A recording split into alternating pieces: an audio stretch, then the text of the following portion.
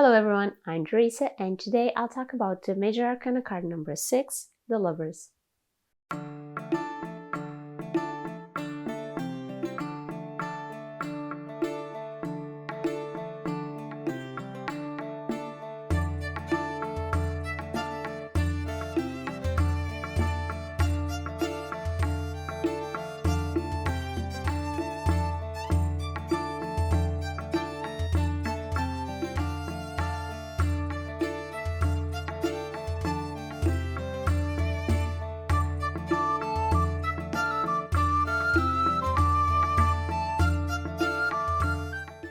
Welcome back to my channel and to another video of the Tarot series.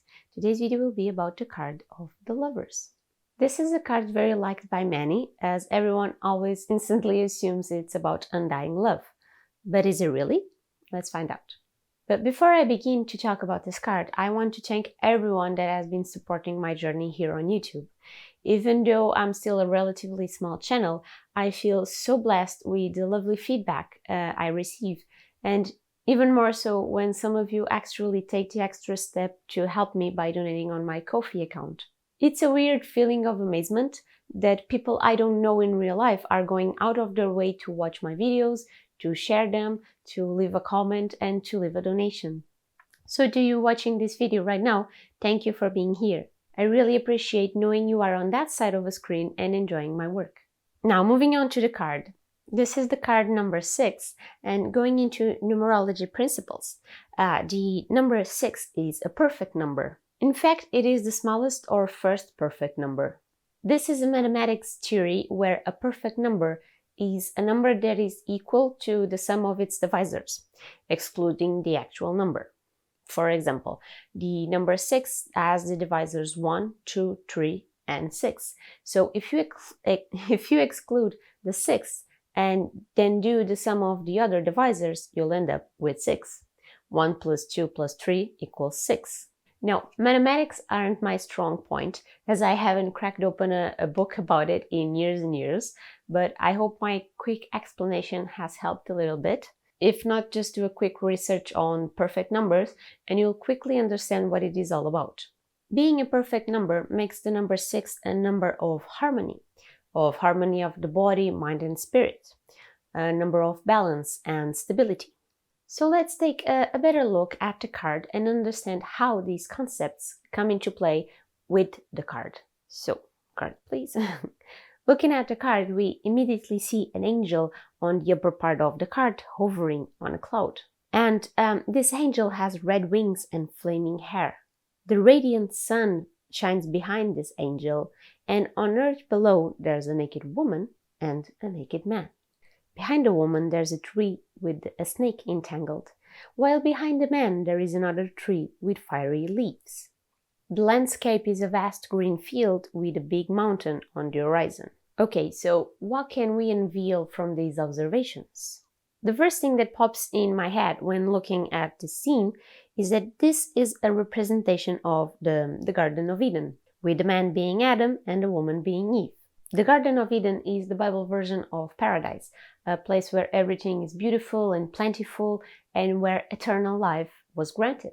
On this garden, God created everything needed for life to be comfortable until He created man, Adam, and from Adam's rib He created a woman, Eve.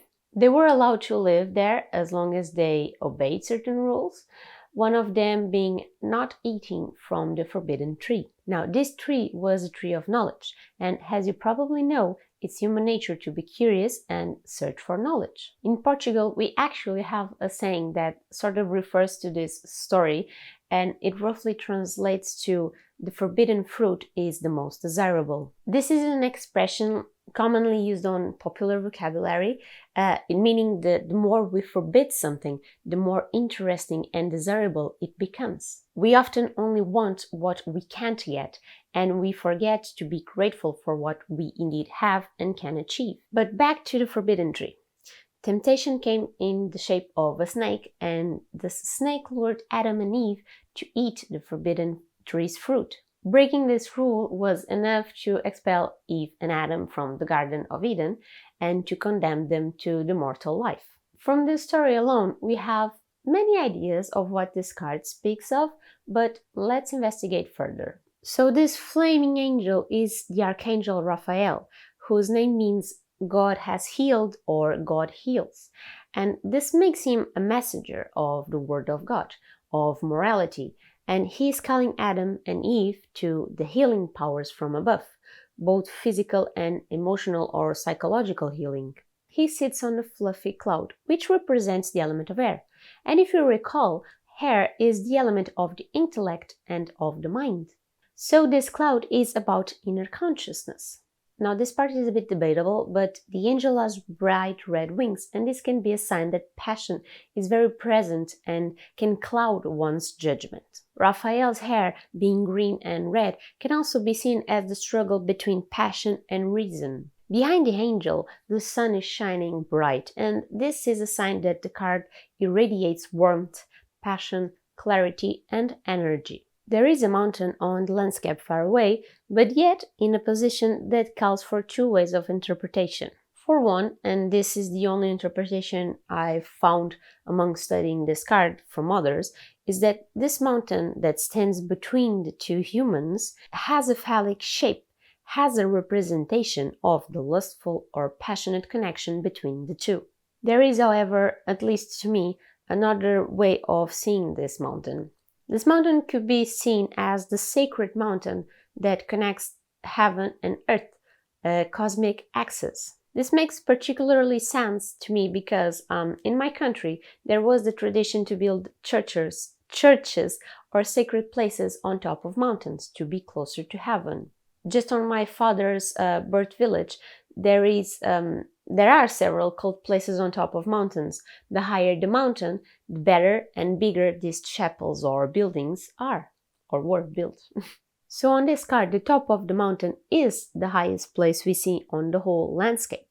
And in a sense, we can say it's the highest place in the whole land. This can mean that this mountain touches heaven, and if we consider this to be the Garden of Eden, it makes perfect sense to reinforce the connection of this card with the divine. Now moving on to the trees. Behind Eve we have a luscious tree with appealing fruits, and this is the tree of knowledge that I spoke about earlier. It has a snake calling on Eve and Adam to eat its fruit. Temptation is present with the serpent as it tries to lure Adam and Eve from the stable situation they are in into something unknown. This is a symbol of temptation, of desire, of the physical pleasures. These pleasures will come with a punishment, so dare we to cross the forbidden rule and taste these pleasures? The tree behind the man, however, doesn't look as luscious or appetizing, and it shows fiery leaves. If you count them, they are 12 in total, and these are a call to the 12 signs of the zodiac that helps shape and form each of our own unique personalities. This helps to relate this tree with the notion of time and the idea that inside this garden we will live for all eternity. When looking at the main characters, though, we can see that they are obviously naked, so this is a sign that there are no secrets, there's nothing to be hidden. But if you look closely, the man is looking at the woman, but the woman opts to look up to Raphael. This is a clear notion that the woman is not paying attention to the tempting snake behind her, but is instead giving her full attention to Raphael. Choosing the correct choice by moral or ethical standards, she is following the rules. So if you take the basic feminine-masculine principle, yin and yang, we can relate the man or Adam to be the rational and mind-oriented side of this card, while the woman or Eve is the emotional side, the one that works with heart and sentiment. There is the pending feeling of duality between two opposing forces, masculine and feminine, wrong or right, following the rules or breaking the rules. This is also a card that is often thought of as speaking of soulmates and love alone, but don't be fooled by its name. This card is much more about making choices. In fact, the earlier versions of this card, the name given was the choice instead of the lovers. Okay, so to wrap up, this card is associated with the astrological sign of Gemini. Gemini is a sign ruled by the element of air and the planet Mercury. And if you are here watching this video, you probably already heard somewhere someone going into panic mode because Mercury is retrograde.